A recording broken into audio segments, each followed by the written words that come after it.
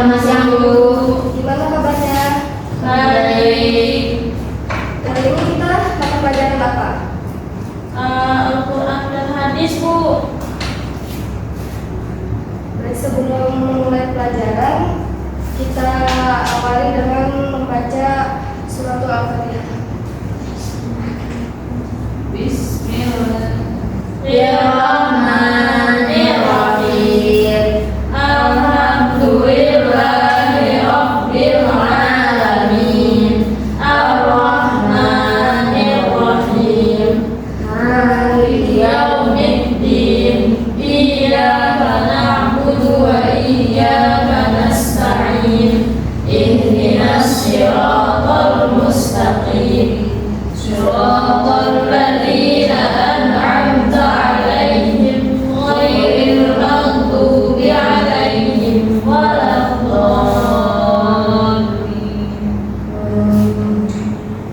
Baik, sebelum memulai pelajaran pada hari ini,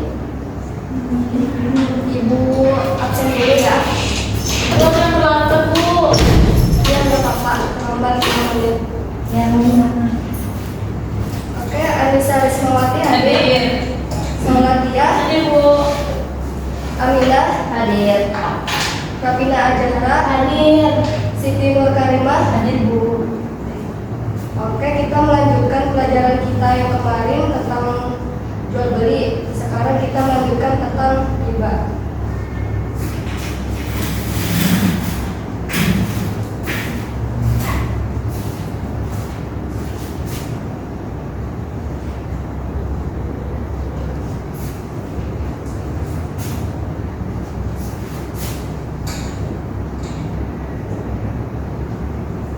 Ada yang tahu apa yang dimaksud dengan riba?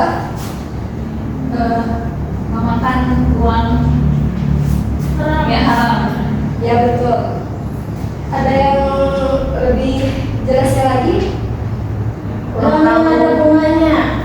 Betul.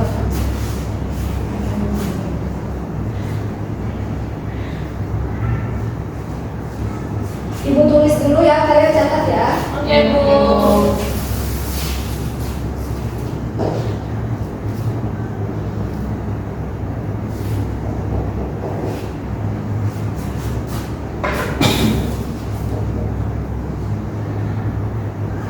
Bu, izin ke WC selagi Pian menulis ya, Bu. Ya, silahkan lanjutkan. Ayo kita WC.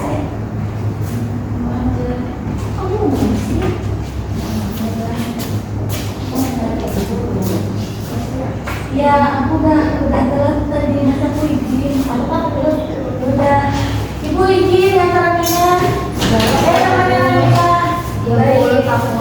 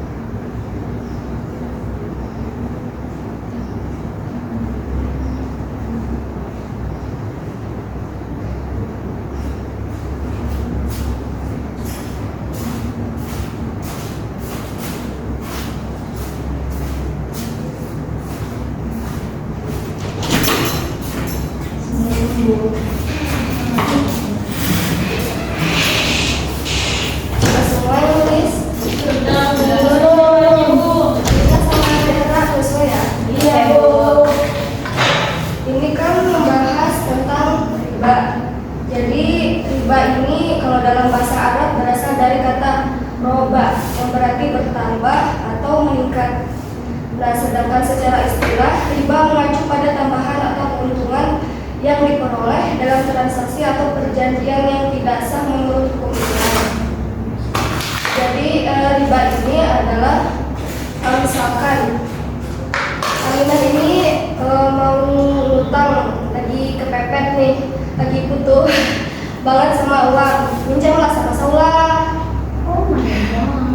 Jadi minjamnya tuh sebesar misalkan 100.000 ya 100.000. Nah, lalu Saula ini meminjamkan tapi dengan syaratnya tadi pas Aminah mengembalikan uangnya harus dilebihkan, misalkan tadi kan 100.000 ya, jadi 150. Nah, jadi 50.000-nya ini termasuk apa? Riba. Riba. Jadi hukumnya apa riba? Haram. Apa dalilnya? Apa Bu? Tidak tahu. Jadi dalilnya ada di Al-Quran surah Ali Imran ayat 130. Ada hafal? Belum. Baik, Ibu bacakan. Bismillahirrahmanirrahim. Ya ayyuhallazina amanu la ta'kulur riba'at afam dha'afatan wattaqullaha la'allakum tuflihun. Artinya, wahai orang-orang yang beriman, janganlah kamu memakan riba yang berlipat ganda, dan bertakwalah kepada Allah supaya kamu beruntung. Nah, jadi maksud ayat ini yaitu menegaskan bahwa umat Islam itu dilarang mengonsumsi riba dalam bentuk apapun, terutama riba yang berlipat ganda, yang menunjukkan praktik riba yang memberatkan pihak yang meminjam. Ayat ini tidak hanya mengharamkan riba, tetapi juga mengajak orang beriman menjaga takwa kepada Allah agar mendapatkan keberuntungan yang sejati. Kenapa riba itu diharamkan? Karena mengambil untung. Selain itu, Karena merugikan. ya, tadi kan mengambil untung, merugikan, terus mengambil kesempatan dalam kesempatan, ya kan? Aminah nih misalkan minjam uangnya karena kehabisan biaya untuk kos misalkan, jadi si Saula ini mengambil kesempatan dalam kesusahannya si Aminah, jadi itu tidak boleh ya. Iya Bu. Iya Bu. Nah, dalam tafsir Al-Qurtubi menjelaskan tentang tentang surah Ali Imran ini ayat 100 berapa tadi? 130. Nah, Imam Al-Qurtubi dalam kitab tafsirnya Al-Jami li Ahkam Al-Quran menjelaskan bahwa ayat ini yaitu, wahai orang-orang yang beriman, janganlah kamu memakan riba yang berlipat ganda, dan bertakwalah kepada Allah supaya kamu beruntung. Nah, ayat ini mengandung tentang memanfaatkan orang dalam saat kesusahan. Al-Qurtubi juga menyebutkan bahwa ayat ini secara tegas melarang umat Islam untuk terlibat dalam praktik riba, khususnya dalam bentuk pengambilan bunga yang berlipat ganda. Nah, dalam tradisi Arab Jahiliyah sebelum Islam datang, praktik riba dilakukan dengan cara menambah hutang pokok, misalnya dengan menambah jumlah bunga yang harus dibayar oleh peminjam jika terlambat. Misalkan tadi nih, Aminah sudah minjam 100.000 nih sama Saula, lalu si Saula ini memberi tempo waktu selama 1 minggu. Nah, karena selama 1 minggu ini Aminah belum bayar, mungkin belum ada uangnya ya. Jadi Saula ini mengatakan kepada Aminah bahwa uangnya ditambah lagi, jadi kan tadi 150 ya, jadi 200. Nah, jadi semakin banyak keuntungannya dari Saula, dan itu termasuk riba yang berlipat ganda. Nah, Al-Qurtubi juga menyebutkan bahwa ayat ini secara tegas melarang umat Islam untuk terlibat dalam praktik riba, khususnya dalam bentuk pengambilan bunga yang berlipat ganda. Dalam tradisi Arab Jahiliyah sebelum Islam, praktik riba dilakukan dengan cara menambah utang pokoknya. Nah, terus selanjutnya itu makna wahai orang-orang yang beriman. Al-Qurtubi juga menafsirkan sebagai panggilan khusus untuk umat yang telah beriman kepada Allah dan Rasulnya. Ayat ini ditujukan langsung kepada mereka untuk mengingatkan mereka agar menjaga diri dari godaan duniawi seperti praktik riba yang bisa mengarah pada kerusakan moral dan sosial. Selanjutnya itu takwalah kepada Allah. Nah, Al-Qurtubi juga menjelaskan bahwa perintah untuk bertakwalah kepada Allah dalam ayat ini adalah pengingat agar orang beriman menjaga prinsip takwa dalam segala urusan mereka, termasuk dalam transaksi ekonomi. Dari tujuan untuk mendapatkan keberuntungan dalam tafsir Al-Qurtubi, yaitu tadi yang arti dari penggalan surat tadi, supaya kamu beruntung. Nah, disebutkan sebagai hasil dari menjauhi riba dan mengikuti perintah Allah. Nah, jadi disebutkan sebagai hasil dari menjauhi riba dan mengikuti perintah Allah. Imam Al-Qurtubi menekankan bahwa keberuntungan yang dimaksud dalam ayat ini bukan hanya dalam konteks materi, tetapi juga dalam hal keberkahan hidup, ketenangan hati, dan kebahagiaan yang sesungguhnya. Pandangan Imam Al-Qurtubi tentang riba. Jadi Imam Al-Qurtubi ini menekankan bahwa riba adalah suatu perbuatan yang tidak adil.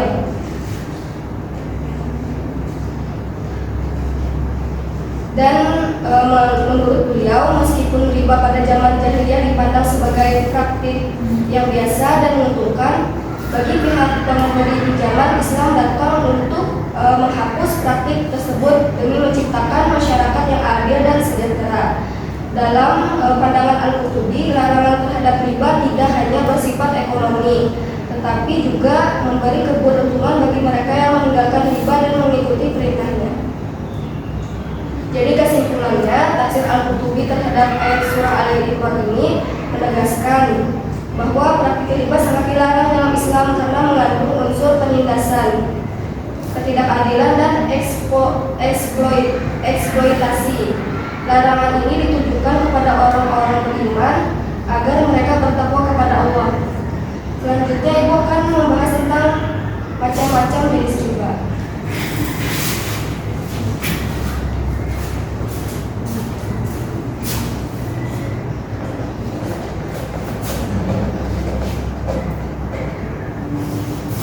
Ini sudah ya? Sudah. Ya. Ya.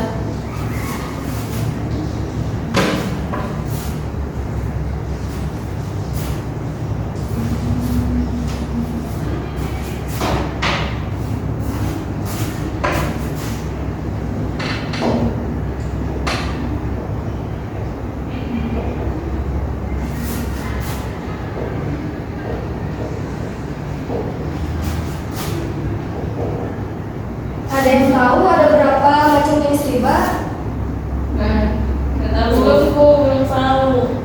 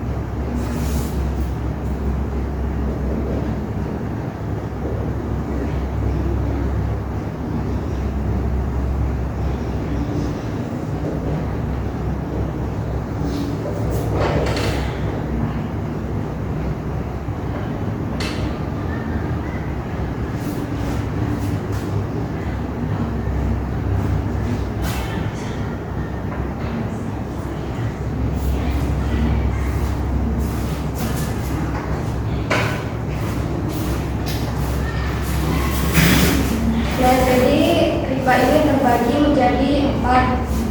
Yang pertama yaitu riba rod. Riba rod ini adalah tambahan yang diisyaratkan dalam akad utang piutang sebagai imbalan dari pemberian pinjaman.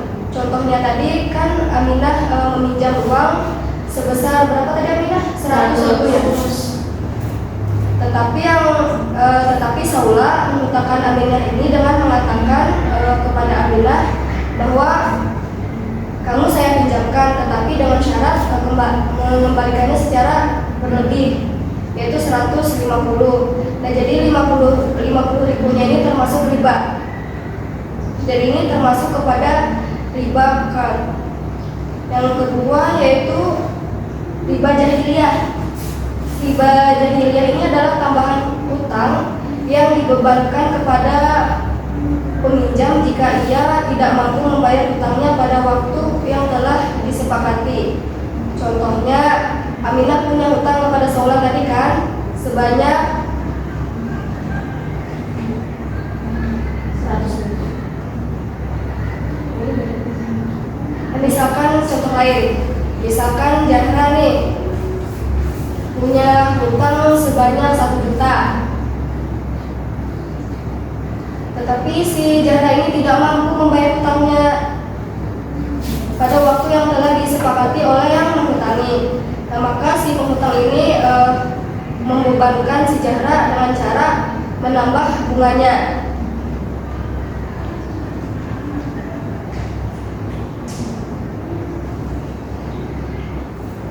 Misalkan diberi tempo selama 1 minggu, tidak bisa nih Jahranya mendapatkan waktu, bertambah lagi kan bunganya jadi 1.500.000. Karena sampai minggu depan kada dibayar lagi, tambah lagi 500, pokoknya sampai dia bisa membayar semuanya.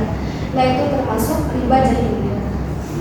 Yang ketiga yaitu riba fadl, adalah pertukaran barang ribawi, barang yang sama jenisnya dalam jumlah atau takaran yang tidak seimbang meskipun dilakukan secara tunai. Contohnya menukar 1 kg gandum dengan 1,5 kilo gandum, atau 5 gram emas dengan 6 gram emas. Nah, jadi lebihannya ini juga termasuk riba. Tadi kan 1 kg gandum dengan 1 kilo 5 gram gandum. Misalnya si Aminah nih sama Saula punya gandum 60 rupiah misalnya. Saula punya gandum, Aminah juga punya gandum. Cuma si Saula ini bilang sama Aminah, boleh, tetapi apunku dilebih lah misalnya. Tadi kan 1 kilogram loh. Jadi si Saula ini mintanya dilebihkan 1,5 gram. Nah, itu lebihannya termasuk riba, juga tidak boleh. Ya, misalnya Aminah ini punya emas, si Jahra juga punya emas. Nah, lalu mereka berdua ini pengen bertukar nih. Bertukar. Tapi si Jahra mintanya dilebihi 1 gram, kan punya Aminah tadi cuma 5 gram ya. Nah, jadi si Jahra ini minta lebih jadi 6 gram. Jadi 1 gramnya itu termasuk riba fadl. Nah, jadi yang keempat riba nasi'ah.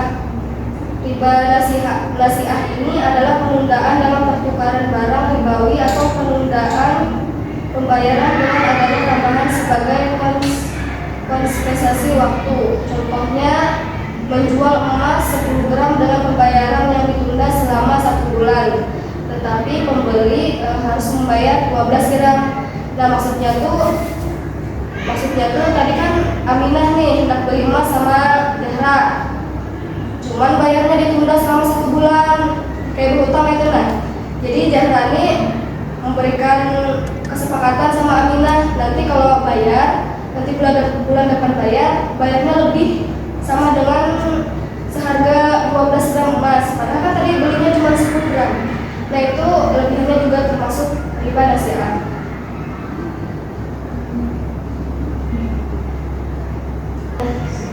Apakah ini sudah paham tentang pembagian riba? Sudah. Selanjutnya itu Ibu akan membahas tentang hukuman ringan bagi orang yang melakukan dosa riba. Di sini di hadis riwayat At-Tirmidzi dikatakan, jadi salah satu cabang atau cara dalam transaksi riba ini dengan menambah beban. Sama sekali dalam batas tingkat berzina itu 73 cabang dan paling ringan berzina atas wanita ibunya sendiri. Nah, itu termasuk hukuman ringan melakukan riba. Nah, itu tadi contohnya mungkin Ibu anggap sudah paham ya, karena waktunya kita sudah habis. Jadi semoga pelajaran hari ini bisa bermanfaat untuk kita semua. Amin. Baik, kita tutup dengan mengucapkan Alhamdulillahirobbilalamin. Makasih banyak Bu.